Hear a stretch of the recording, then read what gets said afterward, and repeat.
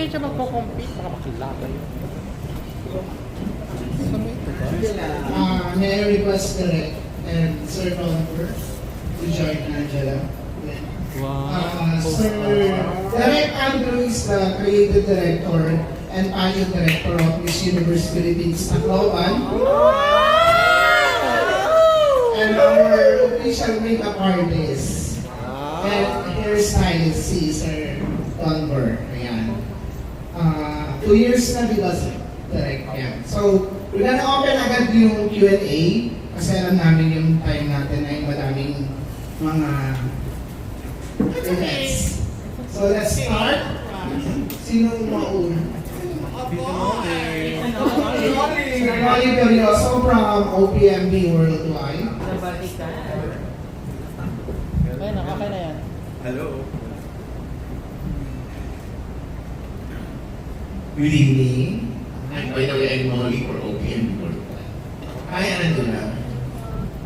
Okay, how are you feeling right now after nag-ilang events na ng Miss Universe Philippines? My heart is genuinely happy as of the moment, considering that I am with my family already. So, happy po ako na finally meron na akong naiyaka, meron na akong nakakausap, meron na akong nakikiss every night, every after activities. Kasi di ba po, iba po talaga yung motivation na nabibigay ng family. Although I always feel motivated, I always try to make myself positive every day. Pero iba po yung energy na nabibigay ng family. So I'm very genuinely happy right now as of the moment. And of course, I'm very blessed to have with me Direk Andrew and my makeup artist na lagi kong kasama every day. Siguro nang umuwi na nga po si Sir Dolber sa mukha ko. Kasi every day po nag-makeup kami. So I'm very blessed to have people beside me are really beautiful. And of course, also to our local director who lets me experience things na ngayon ko lang po na-experience, like yung pasarela with Miss CJ, yung Q&A training ko, tapos lagi po niya akong supportahan in everything that I do. So I'm very much thankful po. And thankful po for all of them. So thank you. Angela, what makes you proud most as a mother and as a wife who is in Miss Universe Philippines? What makes me so proud is that I'm able to overcome or to do my responsibilities na sabay-sabay. Being a mother, being a teacher, and being a beauty queen is not an easy task. Kailangan mo talaga ng mahabang pasensya. Kailangan mo ng mahabang pasensya, kailangan mo ng paglaanan talaga ng oras yung bawat isang responsibility. But as of the moment, I'm really proud of myself kasi nakakaya ko lahat. Hindi ko nga po ma-imagine kung bakit ko po nakakaya. Pero yung sigurado lang po ako is I have with me my family is very supportive. Kaya nakakaya ko po lahat. Para ang question na lang, no? So if you give one important message to all of your MBPH sisters, what would it be and why? Okay, so to all my Miss Universe Philippines sisters, continue dreaming. Kahit na hamulin man kayo ng mundo, ng pagsubok, continue dreaming because that's what I do. I didn't let myself na hindi mag-dream. Kasi hindi ko maaabot yung Miss Universe Philippines journey ko kung hindi ako nangarap muli na maging part ng Miss Universe Philippines. Thank you so much and best of luck sa mga remaining events ng Miss Universe Philippines. Hi, Angela. Lalaki. Oo. So my question is, what was the biggest challenge or the challenges that you have experienced during Miss Universe Philippines? So the biggest challenge that I've ever faced in my Miss Universe Philippines journey is to sacrifice my time being a teacher, being a career woman, and my time for my family. It's it's really hard to deviate myself from the things that really made me into a woman I am today. Pero, as I've said to myself, everything will be worth it in the end. Okay, and fun fact about you. Fun fact about me? Well, ito talaga yung question na nahihirapan akong sagutin. Kasi wala talaga ako masyadong naisip. Pero, talking about my personality, I'm a very sentimental person. But a forgetful one also. Very sentimental to the point na kahit basura, as long as it would remind me of you, I would keep it. But then, as a forgetful one, nakakalimutan ko kung saan ko siya nilagay. So yun, very sentimental pero yun yan, makakalimutin. Yun siguro yung fun fact about me. Hi Angela, this is Jay from Angela. Nice to see you. Alright, sinasabi na kapag mga walay, matatapang. So how do you prove to them that you are matatapang? Coming here in Manila, I have no one with me.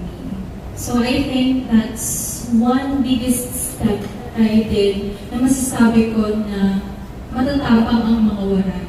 Kasi I'm very dependent with my family, with my husband. Kasi nandun lahat eh. I depend so much on them, or I'm dependent so much on them, na kahit pag-aalaga ng baby, I'm dependent on them. Pero, nung dumating po ako sa Manila, I don't have anyone with me. Mag-isa lang po ako sa kwarto. And I've grown so much independence in me. And that's, I think, is a strong personality that every wari-wari has.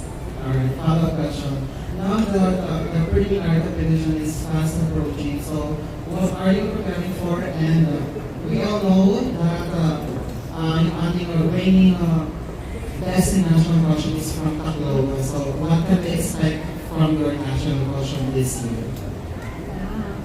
So, talking about my national costume, to be honest po, I haven't seen in flesh my national costume, only the sketch. But the moment I saw the sketch of my national costume, I was really amazed. And excited po ako na ipakita sa lahat ng tao kung anong meron ang Tacloban. So yun, for the preparations naman po, aside from the Q&A, the passerella training, I am very much focused on strengthening my immune system. Kasi ito, dahil sa mga activities na ginagawa, medyo bumababa po yung immune system ko. So for me to always be in my A game, kailangan ko na mataas or high yung immune system ko. And of course, I always make sure that every day would enrich my mind with positive thoughts para po pag papunta na sa activities, motivated ako lagi every day. Thank you so much, dear. Thank you po. Hello, Angela. Good evening. Hello po. My name is Ariel for the Philippines. Angela, last year, Tamara of Tacloban placed in the first cut on the Silver's Philippines. So, how's the pressure? Well, pressure would always be there. Pero yun nga, pressured po ako, but I take it in a positive way. Yun yung goal namin minadirect na hindi man matubasan, kundi malampasan pa yung performance ni Tamara last year. And we're doing our best para hindi lang kami maka-top 20, kundi kung papalarin, top 10, top 5, or crown. Okay, so dahil manifest ka ng crown, if ever man nakapasok sa top 5, sino yung apat na girls sa tingin mo makakasama? Okay. Ang hirap pong mamili kasi even though I haven't met all the girls, I haven't talked to them lahat, they're very, very kind and they're approachable. Lahat po talaga ng mga girls, they have a really good attitude. So mahirap pong mamili kung sino yung makakatapat. So, pero if I would be given a chance to siguro number one sa list ko is si Ate Winwin. She's really my idol. She really has a good heart. Very, maganda po talaga yung attitude niya. And her stage presence is really, really good.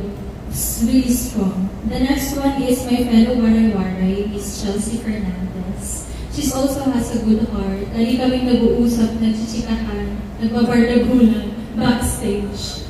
And the next one, I guess, Miss Eliana Maribanbana. Si Eliana naman, nagulat ako kasi I really thought she is parang Englishera all the way. Pero nung kausap ko siya, nagtatagalog pala. Ang bait-bait niya. Sobrang bait ni Eliana. Tapos, last one would be Ate Katrina Ligado.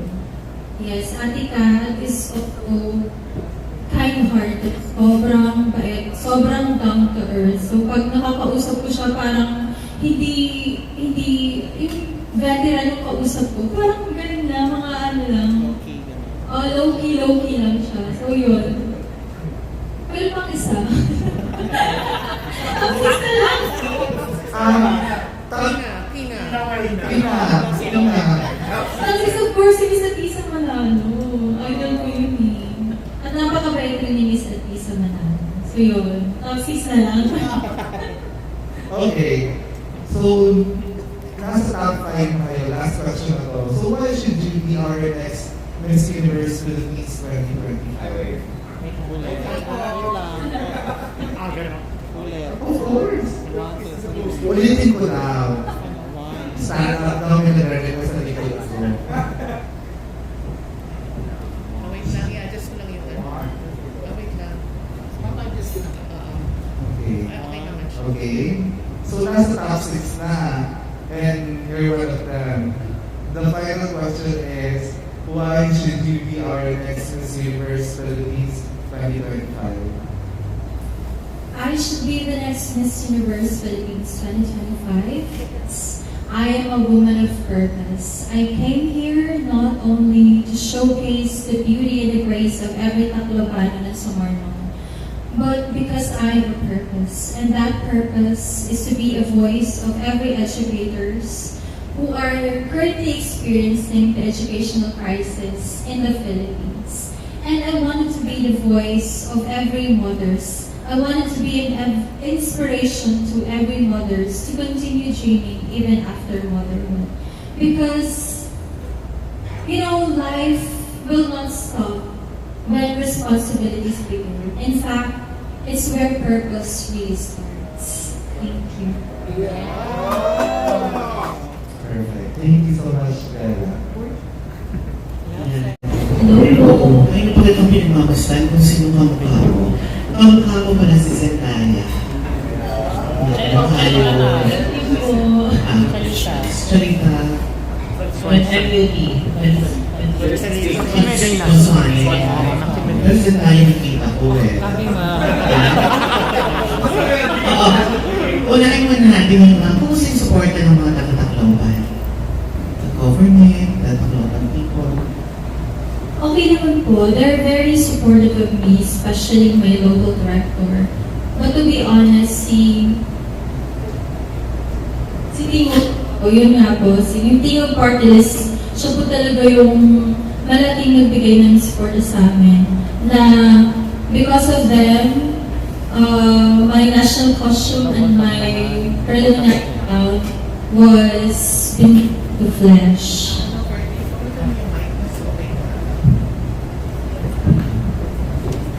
Ganun po talaga pag live? Sige. A big thank you nga po pala to Miss Yada Romualdez of King Party List because they really are the ones who have supported my journey and Miss Basay's journey also. Nakita ko yung video ni Pao Kanyamo nung summer travel ninyo. And yung mother mo, kwento naman siya. So I haven't seen my family for more than a month. So I really miss them. Sabi ko, Ma, pupunta po kami ng murder. If ever po kung makapunta kayo, punta kayo. But then, since mahigpit ko yung security ng Miss Universe Philippines, I wouldn't be able to be with you during. So, kung pwede o kung maaari, sa araw na lang or during the activity. Pero nagulat po ako na nandun na po sila wala sa activity ngayon. When I see my mom, I instantly cried kasi sobrang namimiss ko po sila. Aside from my husband and my baby, sobrang namimiss ko po. So, nung pagyakap po sa akin ng mama ko, tumulo na agad-agad yung mama ko. Kahit na ang pangit ko umiyak, dead man na lang kasi sobrang namimiss ko. So, namimiss ko yung mama ko. And that moment really remind me or really taught me na ang pagmamahal talaga ng isang ina would go miles and miles for her daughter. So, ganun din yung gusto kong gayahin sa anak ko, na kahit malayo man siya, kung puntahan, kahit ilang kilometro man yan, ilang milya man yan, makasama ko lang siya. Oo. Speaking of being a mother, what do you think is or are the advantages of being a mother candidate in Miss Universe Philippines? Dalawang mic na lang.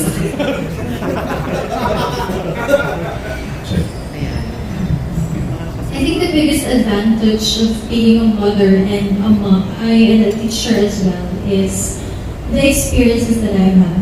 Balancing these two roles is very crucial, it's very difficult.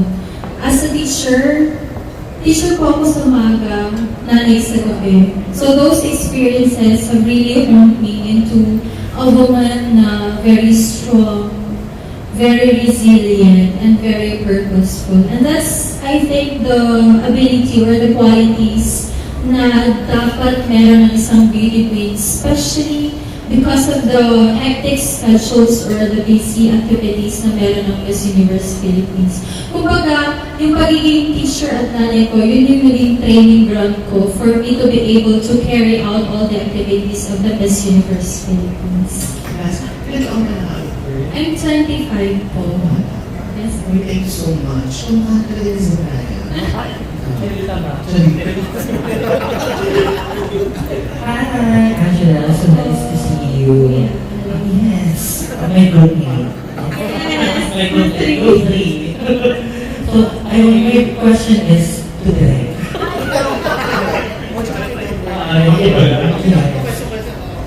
So Direk, kasi balikan ko lang yung question nila about sa NATCOS. Diba? Siyempre, it's really a big pressure on your end sa team MUPH Tacloban to bring home or at least back to back for the best in national costume. Paano niyo po kayo magagawa ng chance to play the back-to-back win?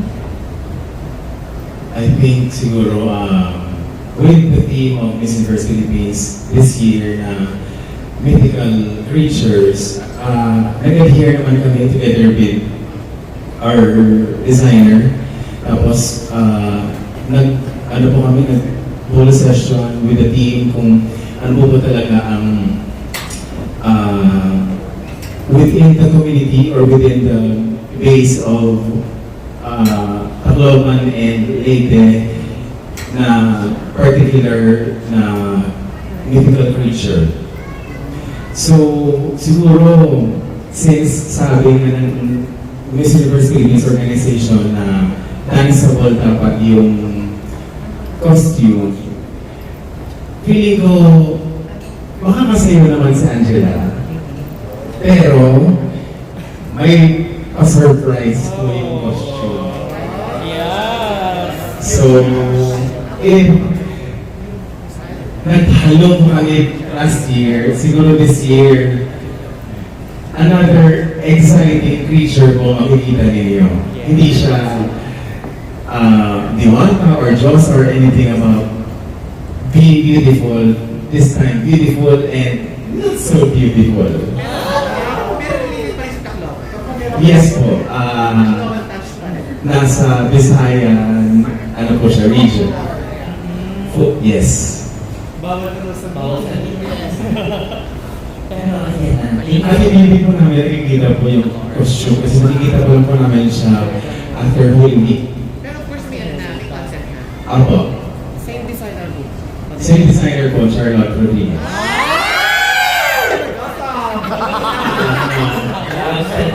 And also to the best makeup artist. Yes. I have seen kasi mostly, parang most na tayo kakasama, like almost every day. Like, yung makeup talaga ni Angela is really top notch. Like, elevated. Ano yung energy from the beginning until now? So, sustain talaga. How did you plan for this? Or may iba pa kaming atake na makikita sa Williams? Yung simula po sa umpisa, nung pagdating niya dito, dapat po kasi nung Miss Universe na global pa lang, kinabukasan ng coronation, meron na kami kagad makeup session, shoot. Kaso, marami pang activity, kasi kung mag-flight ako Manila, kaya dito na namin ginawa yung shoot. Pagdating dito, kailangan na magpasa, tapos kailangan naka-OOTD na siya na red. Yun yung unang-unang makeup ko sa kanya. Sabi ko, click natin tugay muna. Sabi ko. Tapos pinapaano ko kay local director, kay Ma'am Rachel. Sabi ko, Ma'am Rachel, iba-ibay natin yung look. Kaya kung makikita niyo po, lahat ng lalabas namin, minsan pili ko hindi niya gusto, minsan gusto ng iba. Kasi pinaglalarawan pa namin yung look kung ano yung pabagay sa kanya sa bawat event. Kung bagay sa kanya yung nakakulot ng big hair, yung straight hair, yung ponytail, yung half one. Iba-iba po ang akin namin. Tsaka number one po ang usapan namin ni Ma'am Rachel. Huwag mo siyang palalabasin na walang makeup. Gusto ko lahat presentable. Kaya from press presentation until ako bakay, nandun po ako, lahat yun puro naki-local director, kailangan pasado na yan po.